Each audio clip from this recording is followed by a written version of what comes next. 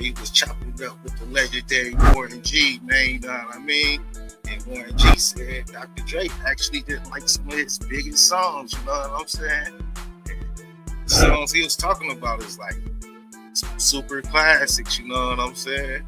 But anyway, let's check out the clip. You killed it though, Warren. Like everything that you've done, I mean, you killed it on so many levels, man. And we're gonna talk about the master thing we talked about a little bit, but I mean, like even when I heard, like it's crazy because like when I heard the Endo Smoke, you know what I'm saying? That was so dope. Like, bro, that was so crazy. Oh, that was my shit. That was so crazy, bro. Like, yeah. The way that bass line was jumping, boom, boom, boom. We in cars, you know, and you know how it is in East Oakland. You know what I'm saying? You know, you man, you had things jumping. Oh yeah. I'm like, what was that inspiration? I used to come down there all the time. Huh? I know, man. A big shout out to DR too, man. Rich always talking, said speak highly about you, man. You know what I mean? That's my guy. Yeah, that's my guy too. Yeah. That's my guy. You know what I mean? I got so much family in East Oakland from all the way from the Murder Doves all the way to the 90s. I got aunties, uncles, a host of cousins like all over East Oakland. Ain't that crazy? The connection. Sobrani Park, all that, they everywhere. Connection is crazy. Yeah. The connection is crazy, bro. It's crazy. Oh, yeah. Sure was like, nigga, you got more family than me in this motherfucker. He say that shit all the time. Every time we link up, he like, who say that? Short? Yeah. He said, nigga, you got more family than me.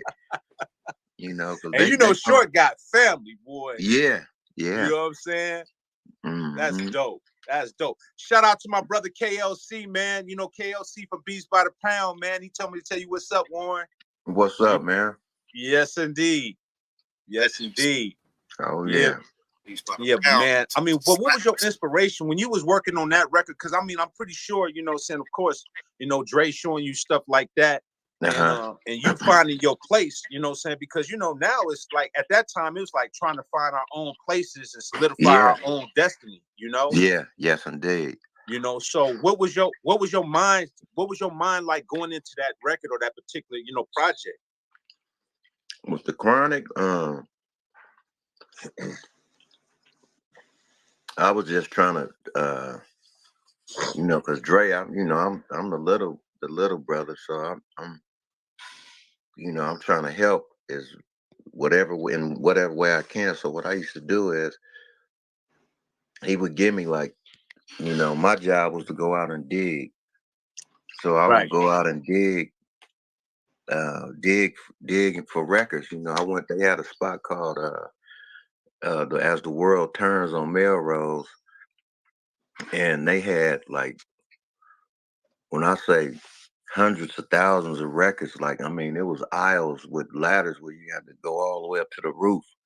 Damn. I just told my guy Kevin Donan, that was his name. I told him, I said, just show me what all the black exploitation soundtrack albums are. So he showed me that, and then he showed me where all the soul and jazz was. So I grabbed every black exploitation soundtrack out of the whole thing, grabbed a bunch of other samples, other records, and took them all back and went through them. And I would listen to them, I would sample them, and then I'd take it to Dre, like, Dre, listen to this.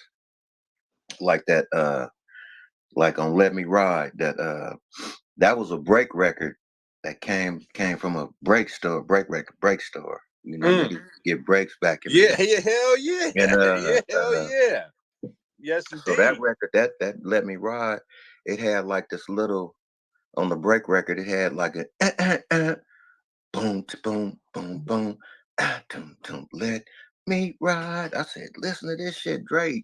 Listen to this, like that shit hard. So chop that up. Like a lot of the records on the Chronic album,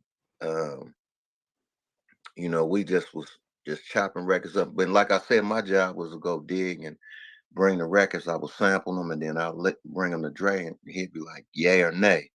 But most of the time it was Ye. That's dope. And you know So that he would that ain't take that them. ain't and that ain't easy. That ain't Nah, easy. it ain't easy at That ain't all. easy with Dre, because Dre, you know him. He real meticulous. It's for real. He real Yeah. meticulous, man. He didn't like endo smoke. Really? Mm-mm. What? Or regulate. You kidding? What y'all think about that, man? Dre didn't like Regulator, man. That still come on the radio to this day, man. That's crazy, man.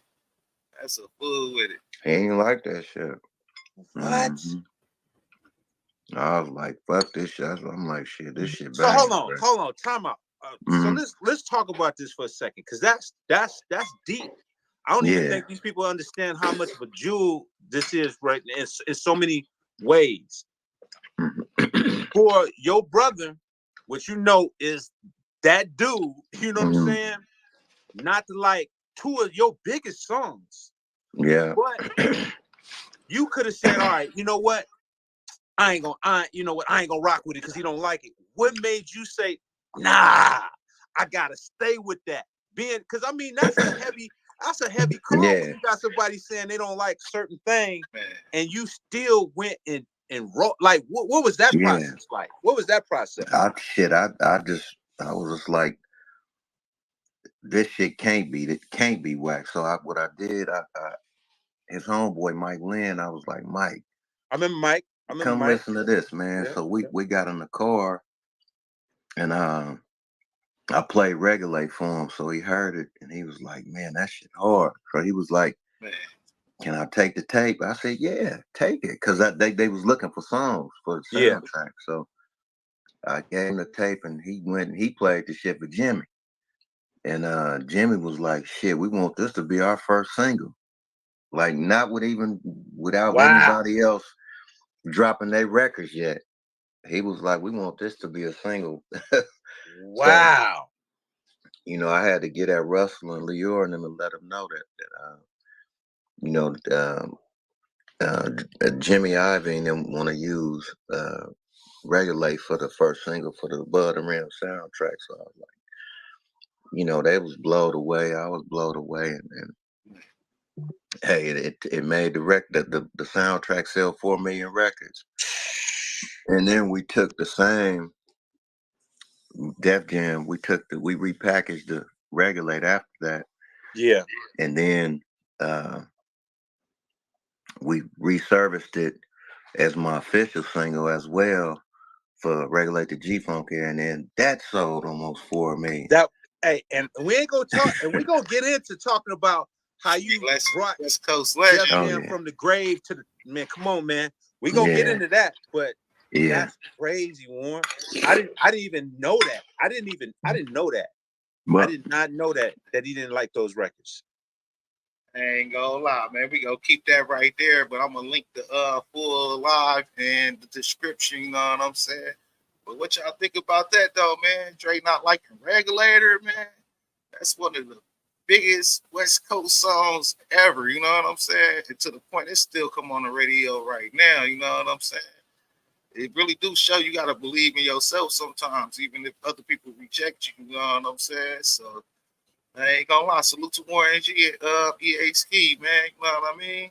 Doing some real jewels right there that would drop it, man. But until next time, man, like, share, subscribe. Peace.